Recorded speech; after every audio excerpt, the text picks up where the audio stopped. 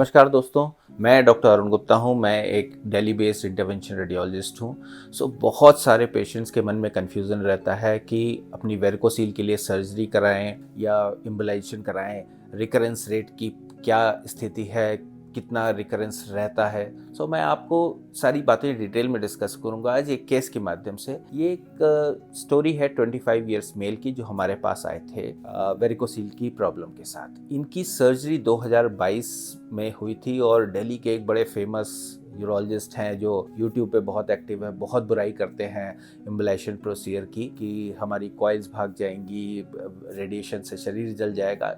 Anyway, इन सारे myths को देखते हुए भी पेशेंट ने वहाँ पे सर्जरी कराई 2022 में। 1.5 साल बाद उनको फिर से सेम प्रॉब्लम आने लगी, टेस्टिस में भारीपन रहने लगा, वेन्स फील होने लगी। फिर से अल्ट्रासाउंड कराया गया तो देखा कि वेरिकोसील की रिकरेंस हो गई है। फिर से वो डॉक्टर के पास गए, उन्होंने रीएश्योरेंस दिया ठीक हो जाएगा थोड़े दिन में। एनीवे, ये हमारे पास सर्जरी के करीब 2.5 साल बाद हमारे पास आए और इन्होंने हमको अपनी सारी प्रॉब्लम्स बताई। हमने इनका डॉपलर करके देखा तो अभी भी सिग्निफिकेंट वेरिकोसील था, ग्रेड 4 वेरिकोसील्स था। तो हमने इनको कहा, देखिए ऐसा नहीं है कि सर्जरी के बाद रिकरेंसेस होती हैं, चाहे यूट्यूब में जो बात कही जाए कि रिकरेंस सर्जरी के बाद नहीं के बराबर है। सर्जरी के बाद हमारे पास ऑलमोस्ट जितने पेशेंट्स आते हैं, मैं महीने में करीब 15 से 20 वेरिकोसील पेशेंट्स को ट्रीट करता हूं और ऑलमोस्ट 30 to 40% पेशेंट्स होते हैं जो सर्जरी की रिकरेंस के बाद आते हैं। हमने इनको एश्योर किया कि हम इसको, आपकी प्रॉब्लम को जड़ से ख़त्म करने की कोशिश करेंगे और एम्बुलेशन के द्वारा आपका ट्रीटमेंट करेंगे।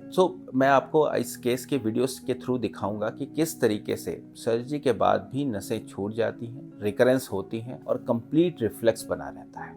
तो चलिए आइए आपको मैं इन वीडियोस के द्वारा दिखाता हूँ। तो ये हमारे इस पेशेंट की वीनोग्राफी है। आप ये देख सकते हैं कि हमने जब इनकी किडनी की नस से, लेफ्ट किडनी की नस से वीनोग्राफी करी तो ये ब्लड वेसल जो है नीचे की जाती दिखाई दी है। नॉर्मली ये ब्लड फ्लो ऊपर से नीचे की तरफ आ रहा है, नॉर्मली ऐसा नहीं होना चाहिए था क्योंकि हमारे टेस्टिस का ड्रेनेज लोअर साइड से ऊपर साइड की तरफ होता है। तो इसका मतलब ये कम्प्लीटली रिवर्सल ऑफ फ्लो है और ये कंप्लीट रिफ्लेक्स दिखाता है।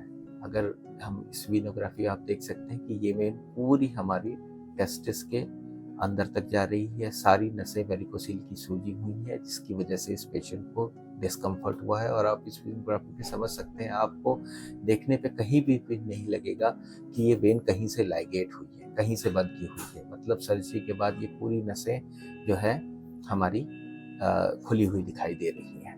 हम इस लेफ्ट गोनेडल वेन में अंदर तक गए जहाँ पर ये नसें हमारी टेस्टिस के अंदर जा रही हैं। यहाँ पर जाने के बाद हमने इसमें कंफर्म किया कि हम प्रॉपर लोकेशन पर पहुँच गए। आप ये देख सकते हैं, ये टेस्टिस की पूरी वेरिकोसील की नसें सूजी दिखाई दे रही है। इसके बाद हमने इसके अंदर कुछ फाइब्रोवेन डाला जो बेसिकली एक तरह का स्क्लेरोजेंट होता है जो मोटी नसों को स्क्लेरोज करके सिकोड़ देता है, जिससे कि पेशेंट का भारीपन बहुत ही जल्दी चला जाता है और हमारे कोलेट्रल्स बनने की संभावना नहीं होती। इसके बाद हमने ग्लू के द्वारा इस पूरी कोलेट्रल वेन को नीचे से ऊपर तक बंद किया है, जिससे हमारे सारे कोलेट्रल्स बंद हो जाएंगे और रिकरेंस की संभावनाएं हमारी पूरी तरीके से खत्म हो जाएगी। तो हमारे सर्जरी और वेरिकोसील एम्बुलेशन में डिफरेंस ये है कि पहले तो हम स्क्लेरोजेंट डाल के नसों को बंद कर रहे हैं, साथ ही साथ कंप्लीट गोनेडल वेन को ऊपर से नीचे बंद होने की वजह से हमारे रिकरेंस के चांसेस बहुत ही कम होते हैं।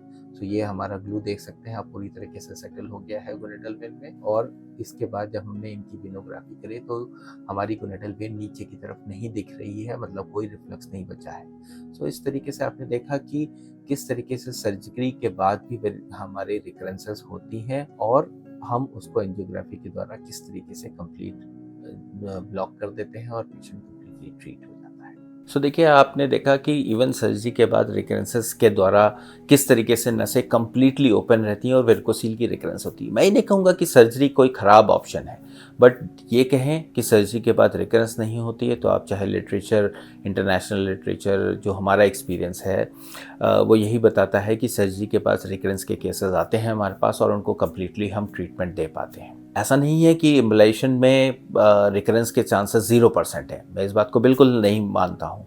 एम्बुलेशन के बाद भी 2 से 3% रिकरेंस के चांसेस होते हैं। ऑफ कोर्स ये डिपेंड करता है सेंटर कितना हाई वॉल्यूम है, इंटरवेंशन रेडियोलॉजिस्ट कितना एक्सपीरियंस है, कितने अच्छे इक्विपमेंट्स हैं जिसके द्वारा वीनोग्राफी की जा रही है, क्या प्रॉपरली तरीके से वेन्स को ऑब्लिटरेट किया जा रहा है कि नहीं। सो आप जहाँ पे भी इम्बुलाइजेशन करा रहे हैं, अगर सफिशिएंटली हाई वॉल्यूम सेंटर है, अच्छे इक्विपमेंट्स हैं, तो डेफिनेटली इम्बुलाइजेशन के रिकरेंस के चांसेस वास्तव में 2 से 3% है। सो अगर इसके बारे में, सर्जरी के बारे में के बाद अगर आपकी रिकरेंस है, आपके मन में कोई क्वेरी है, तो आप मुझसे अगेन कमेंट सेक्शन में लिख के पूछ सकते हैं। ये जो नंबर डिस्प्ले हो रहा है, आप इस पर कॉल करके भी अपनी क्वेरीज पूछ सकते हैं। मेरी टीम आपकी सारी तरीके से मदद करेगी, सारे आपके जो क्वेरीज हैं उसको क्लियर करेगी। सो ऐसी इंपॉर्टेंट जानकारी के लिए मेरे साथ जुड़े रहें।